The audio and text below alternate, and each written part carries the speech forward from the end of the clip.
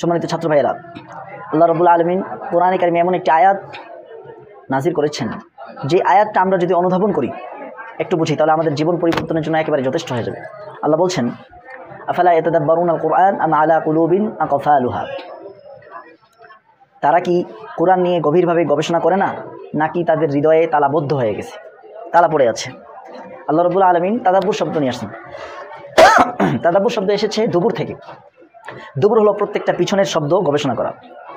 তো কোরআনের প্রত্যেকটা শব্দের পিছনে গবেষণা করতে আল্লাহ বলছেন, যদি না করি তাহলে আপনার আমার হৃদয়ে যেখানে অনুভূতি শক্তি জাগ্রত হয়, সেই অনুভূতি শক্তির উপর তালা মেরে যাবে, তালা হয়ে যাবে। দেখুন, তালার সাথে কেন সাদৃশ্য দিয়েছেন? একটা বাক্সের ভিতরে যদি তালা মারা থাকে এবং সেই বাক্সের ভিতরে যদি সাপ, বিচ্ছু, পোকামাকড় থাকে, তাহলে সেখানে কোনো ভালো জিনিস ঢুকবে না। কেন? আগে থেকে সেই খারাপ জিনিসগুলো সেখানে রয়ে গেছে।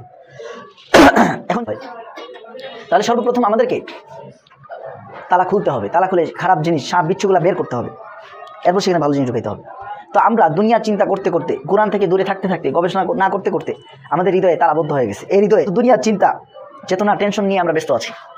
আখিরাত নিয়ে ভাবা আমাদের জন্য কঠিন হয়ে যায়। কিন্তু সামান্য আমলের কারণে আল্লাহ রাব্বুল আলামিন যদি শুধু 3টা গুণ অর্জন করে, এই 3টা গুণ অর্জন করলে আল্লাহ রাব্বুল আলামিন এই দুনিয়া আসমান জমিনের থেকেও প্রশস্ত জান্নাত আমাদেরকে দান করবেন। বলি সুবহানাল্লাহ। হাদিসের মধ্যে আছে, সর্বনিম্ন একজন যে জান্নাতি ব্যক্তি, তাকেও এই দুনিয়ার 10 দুনিয়া পরিমাণ জান্নাত তাকে দান করা হবে, শুধুমাত্র 3টি গুণ অর্জন করলে। কয়টি গুণ অর্জন? এক, সচ্ছল অসচ্ছল উভয় অবস্থায় কেউ যদি দান করে। দান করার অর্থ এটা না যে শুধু টাকা খরচ করা। স্বচ্ছ অসচ্ছল উভয় অবস্থায় যে নিজের এলেমকে বিতরণ করে, যে নিজের সুন্দর ব্যবহার দিয়ে মানুষের মন জয় করে। 2, যে নিজের রাগকে দমন করতে পারে। 3, যে নিজের মানুষকে মাফ করতে পারে। এই 3টা গুণ যার ভিতরে আছে, আল্লাহ রাব্বুল আলামিন এমন মুত্তাকি বান্দার জন্য দুনিয়া 10 দুনিয়া সমপরিমাণ একটি জান্নাত দান করবেন। বলি সুবহানাল্লাহ। এবং কোরআনে আল্লাহ রাব্বুল আলামিন যে বললেন, আম আলা কুলুবিন আকফালুহা, যদি সে কোরআন নিয়ে চিন্তা ভাবনা না করে, তখন সাথে সাথে কোরআনের ওই চিন্তা শয়তানের বাসা বেঁধে নেয়।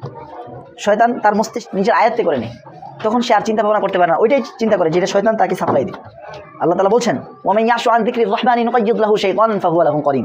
যে ব্যক্তি রহমানের স্মরণ থেকে বিমুখ হয়ে, উদাসীন হয়ে জীবনযাপন করবে, আল্লাহ বলছেন আমি তার জন্য একটা শয়তান নিযুক্ত করে দিব, এই শয়তান তার সঙ্গী হয়ে থাকবে। ওয়া ইন্নাহুম লা ইয়াসুদ্দুনাহুম আনিস সাবিল, শয়তান তাকে সঠিক পথ থেকে দূরে সরাইতে থাকবে, আর সে ধারণা করতে থাকবে আন্নাহুম মুহতাদুন, সে সঠিক পথে আছে। আল্লাহ বলছেন, এই ভ্রান্ত ধারণার ভিতরে থাকতে থাকতে থাকতে এক সময়, হাত্তা ইযা জাআনা, সে যখন আমার কাছে চলে আসে, ক্বালা ইয়া লাইতা বাইনি ওয়া বাইনাক বু'দাল মাশরিকাইনি ফাবিসাল করিন, তখন সে বলে, হায় আফসোস, তোমার আর আমার মাঝে যদি এই আসমান জমিন পূর্ব পশ্চিমের যেই দূরত্ব, সেই দূরত্ব যদি তোমার আমার মাঝে বিদ্যমান থাকতো। কিন্তু এই আফসোস, এই আক্ষেপ, আল্লাহ বলছেন, ওয়ালা ইয়ানফাকুমুল ইয়াওমা ইয যালামতুম আন্নাকুম ফিল আযাবি মুশতারিকুন। আজকে তোমার এই আক্ষেপ, আফসোস তোমার কিছুই উপকার করতে পারবে না। আজকে তোমরা শাস্তিতে তোমরা সবাই নিমজ্জিত থাকবে। এই জন্য আজিদু কুল্লু নাফসিন মা আমিলাত মিন খায়রিন মুহদারা, সেদিন আসতেছে যেদিন প্রত্যেকটি আত্মা, প্রত্যেক ব্যক্তি যা সে আমল করেছে ভালো, তার সামনে উপস্থিত দেখতে পাবে। ওমা আমিলাত মিন সু, এবং যেই খারাপ কাজ করেছে সেটা উপস্থিত দেখতে পাবে। যখন খারাপ কাজটা সে দেখতে পাবে, তখন তাওয়াদ্দু লাউ আন্না বাইনাহা ওয়া বাইনাহু আমাদান বাঈদা, তখন সে চিন্তা ভাবনা করবে, হায়, এই খারাপ কাজ আর আমার মাঝে যদি অনেক বড় ব্যবধান থাকতো, আজকে যদি এই খারাপ আমল আমি না দেখতে পেতাম, তাহলে আমাদেরকে জাহান্নামের স্পর্শ আমার গায়ে লাগতো না, জাহান্নাম আমার স্পর্শ লাগতো না, জাহান্নামের একটা শাস্তিও সহ্য করার মতো না ভাইয়েরা। আল্লাহ বলছেন যে জাহান্নামের স্পর্শ লাগার মাত্রই চিৎকার করে উঠবে। আল্লাহ বলছেন, লাইউম বাদান্না ফিল হুতমা, অবশ্যই অবশ্যই যে সামনে নিন্দা করে, পরে নিন্দা করে, পিছনে নিন্দা করে, এমন ব্যক্তিকে আল্লাহ রাব্বুল আলামিন হুতমা নামক জাহান্নামে নিক্ষেপ করবেন।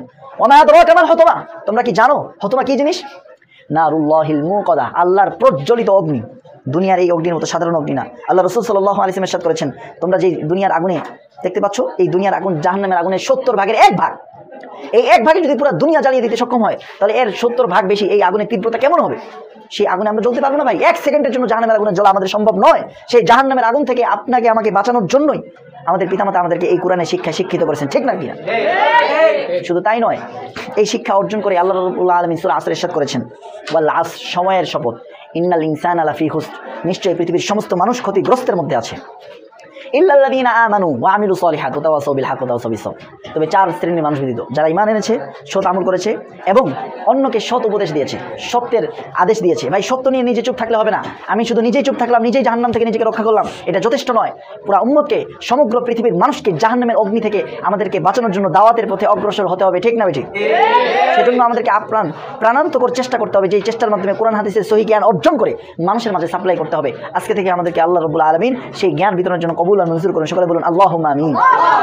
আমাদেরকে বোঝার, আমল করার, অন্যের কাছে দাওয়াত পৌঁছে দেওয়ার তৌফিক দান করুন। আমিন।